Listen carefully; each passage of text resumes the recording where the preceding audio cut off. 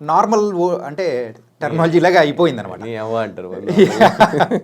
ఇలాంటి వర్డ్స్ ఆ big boss హౌస్లో ఉన్నప్పుడు ఎలా కంట్రోల్ చేసుకున్నారు? ఏదైనా ఎప్పుడైనా యూజ్ చేశారా? అంటే బయటకు వచ్చిన తర్వాత నేనేదో నీ అవ్వ అనేది హైలైట్ చేశారు.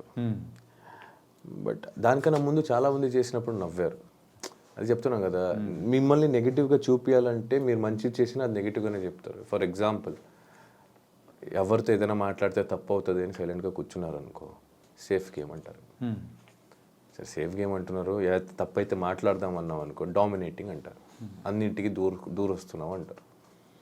సరే వదిలేరా, మనకి ఎవరైనా కెలిగితే మాట్లాడదాం, వదిలేదు అంటే అనుకో ఇండివిజువాలిటీ ఆడుతున్నావు, సోలోగా ఆడుతున్నావు, ఎవరితో కలవట్లేదు అంటావు. కలిసామనుకో గ్రూపిజం అంటారు. ఇక్కడ కూర్చున్నా తప్పే, నించున్నా తప్పే, మాట్లాడినా తప్పే అంటే నవ్వుతారు. ఏంద్ర జీవితం అంటే మళ్ళీ బూత్ అంటారు. అదే పద. ఇంకా నాకు నిజంగా చాలాసారి తిట్టాలనిపించింది, బిగ్ బాస్ హౌస్లో అనిపించింది, నిజంగా అనిపించింది. అంటే ఆ వ్యక్తి అలాంటి పదం వాడుతున్నప్పుడు నాకు అనిపించింది, గట్టిగా అనిపించింది. బట్ తర్వాత వెంటనే నాకు సెకండ్ థాట్, ఒక సెకండ్లో నెక్స్ట్ థాట్ వచ్చింది ఏంటంటే, అరుస్తున్నాడని మేమెందుకు అరవాలి? అయితే నేను అరుస్తే ఆయనకి నాకు తేడా ఏంటి, ఆ పర్సన్కి నాకు తేడా ఏమంటుంది? అరుచుకొని రోడ్లో ఎంతమంది ఏదో చెప్తారని అందరికీ వెళ్ళి ఎక్స్ప్లెయిన్ చేయలేను, బోర్డు పెట్టుకొని తిరగలేను.